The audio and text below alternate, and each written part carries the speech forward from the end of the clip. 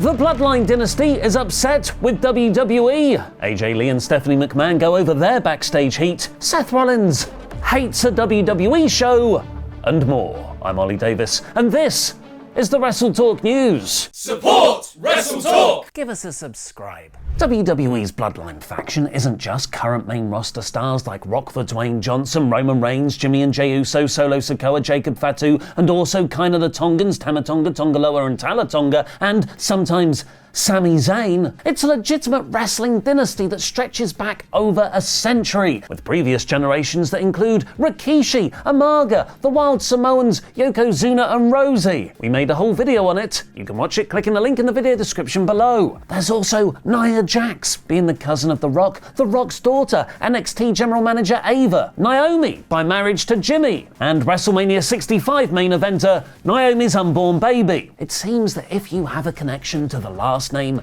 Anoa'i, you have a future with WWE. Unless your first name is Lance. Lance Anoa'i is the grandson of original Wild Samoans member Afa. He's the son of Samu, who revived the Wild Samoans tag name with his brother Manu in the 80s. Lance started wrestling at a very similar time as his cousins Roman and the Usos, debuting on the independent scene in 2010, where he went on to wrestle for MCW, World Extreme and House of Hardcore. WWE seemed to have one eye on him and brought him in for several tryouts over the 2010s. Back on the first episode of SmackDown in 2015, Lance teamed with Rhett Titus in a loss to The Ascension. That makes me feel old. In February, 2 years later, he lost to the Authors of Pain at an NXT live event. And crazily, in 2019, he wrestled Shane McMahon on Raw, and only lost when Drew McIntyre cost him the match. It was up to his real-life cousin Roman Reigns to make the save. But that was before being a real-life Bloodline member became super on trend. 5 years later, after Lance had made his name in MLW as a tag team champion in the Samoan SWAT team, WWE had effectively signed up to 23andMe to find anyone even remotely related to Roman Reigns, because they were running out of people to show up in hoodies at the end of matches for interference finishes. Lance signed with WWE in the summer of 2024 and was assigned to the NXT roster. But last month, on the 10th of October, it was announced he was released. Lance never wrestled a single match. So what happened? In an interview with Muscle Man Malcolm, the 33-year-old Lance has revealed, "I think just the injuries is what cost me everything. I cost the company more money than I was making them. I was one of the older ones there. Back-to-back injuries. I had a sports hernia my first week in the Performance Center. I know I read on the internet that I was hurt going in. No, I got hurt in the Performance Center. Then I got cleared for 3 weeks, and then tore my shoulder right after that. And then I got cleared the end of September, and then released in October." Lance went on to say that this wasn't a case of his contract expiring, as has happened to several other WWE stars this year, most infamously R-Truth. He actually had another 2 years left on his deal, and that didn't go down well with the rest of the Bloodline. "My family was very upset, especially my dad. But honestly, they knew I didn't get the opportunity. They knew I could have been up there. I could have been one of the top guys. I could have been with Solo. I could have been with Roman. I could have been wherever. You just put me in that spot.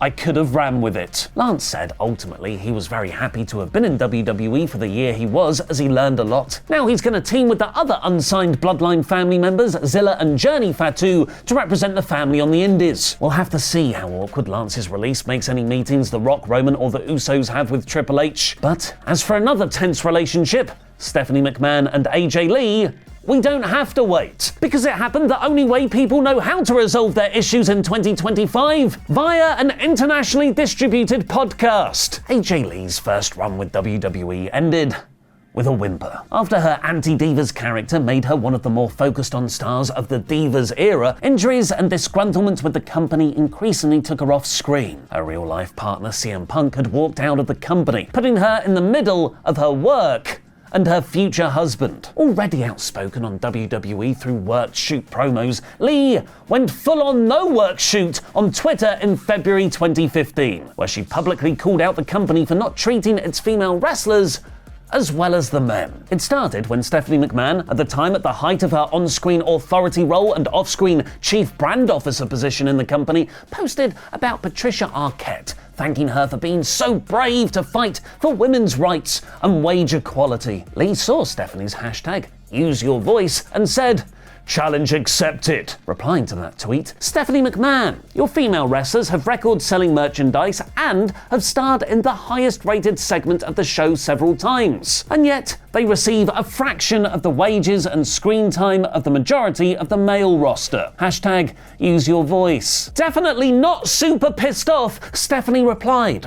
Thank you, AJ Lee. I appreciate your opinion. Hashtag #UseYourVoice. Inspired, Stephanie would go on to invent women the following year, ditching the Divas branding and starting the new branding exercise of the Women's Revolution. AJ Lee, meanwhile, retired from wrestling just 2 months after sending that tweet. But that was ages ago. It's 2025 now, and her and CM Punk double date with Hunter and Stephanie all the time, I guess. Because AJ has appeared on Stephanie's What's Your Story podcast, where they've discussed their previous tension. I feel like, in a weird way, we're both kind of proud of how far we've come, said AJ Lee. A long time ago, the women's division was in a different spot, and it felt like an uphill battle a lot of the time, and I was one of the first people really fighting for it quite vocally. AJ Lee even brought up the public Twitter exchange. I retweeted it and I said, well, now we're talking about use your voice. We don't get equal pay, essentially, yet we're bringing in more eyeballs than a lot of the men. It was probably pretty feisty. I think you can be direct, but very practical, and so I felt it was coming from a practical place. Very direct. I also was a bit like, I ain't got nothing to lose right now. Stephanie praised Lee, because she kind of had to, for having the courage to speak out at the time, as it did start to change the way WWE treated their female performers. I was actually happy you posted that. I wasn't happy that it was directed at me, because it wasn't anything I had direct control over. Lee actually admitted she thought Stephanie was cool and pretty chill after the tweets, which she appreciated. With AJ and Stephanie's heat now extinguished, WWE can focus on their next big problem. Wrestlers still being upset about Unreal. Seth Rollins has appeared on Bert Kreischer's Something's Burning show, where he and Becky Lynch admitted they'd love Unreal if they were fans, but also, I hate it! I do hate it! I don't hate all of it, there's some parts of it that I think are fascinating and interesting, but there's some things that, in our business, everybody knows that it's predetermined and planned, but the grey area, that one little question that's like, maybe they really don't like each other, maybe there's something there, what could happen? That unpredictability that it creates, that's the magic. That's where the magic happens in our business, is that little seed of doubt. And when you start to chip away at that, it becomes a bit tricky. Seth had one of the more memorable moments in the show, where he was filmed agreeing with CM Punk about how to work the finish of the Elimination Chamber match, despite then being locked in a vicious 18-month-long blood feud. Rollins also gave an estimated timeline for his recovery after he injured his shoulder at October's Crown Jewel PLE. He is due to have his cast off in a month's time, after which he'll have 8 to 12 weeks of what he calls full vacation time, where he gets to eat whatever he wants. Birthday cake, mystery meat. After that though, so probably around February time, he'll start properly training to get back into WWE shape, which implies he'll miss WrestleMania 42 on the 18th and 19th of April. Unless it's all a work! Fool me once, Seth Rollins! Fool me once! Lol Goldberg. But while WWE don't have the drawing power of Seth Rollins, they did, for 2 last weeks at least, have the drawing power of John Cena, which pushed the November 17th episode to its highest viewership figures in over 3 months. That episode, which was billed as Cena's last ever appearance on Raw, did 3.1 million global views, an increase of 300,000 from the previous week's already very good number. This is way up from the show's record low on Netflix just last month, where it sunk to 2.3 million. And Cena was even on the 25th of November episode of NXT, where he announced the competitors for the men's and women's Iron Survivor Challenge matches that'll take place on the Deadline PLE next Saturday. The men are Javon Evans, TNA's Leon Slater, Ninja Hendry, Dion Lennox and Miles Bourne, and the women are Kendall Gray, Jordan Grace, Sol Rooker, Lola Vice, and Kalani Jordan. It's kind of weird that Sol Rooker is ready to compete in that match, as she vacated her Speed title recently, which which was decided on last night's episode between Zariah and Fallon Henley. Just like Rooker's other vacated title, the North American Championship, Zariah couldn't win it, so Henley is the new Speed Champion after the match went to sudden death. And also on the show, Li Ying Li beat Kalani Jordan and Jordan Grace to win the TNA Knockouts Championship for the first time. It was presented to her by TNA President Carlos Silva, who finally got to stand up from his cuck chair. This one's for the cucks! It's Survivor Series War Games this Saturday, so click the video on screen now where Luke and I go through our predictions. There's 4 whole matches, so we've made our own fun by trying to predict the exact order of every War Games match entrant, with the championship on the line. Yes, we remembered we have a belt. Watch it now.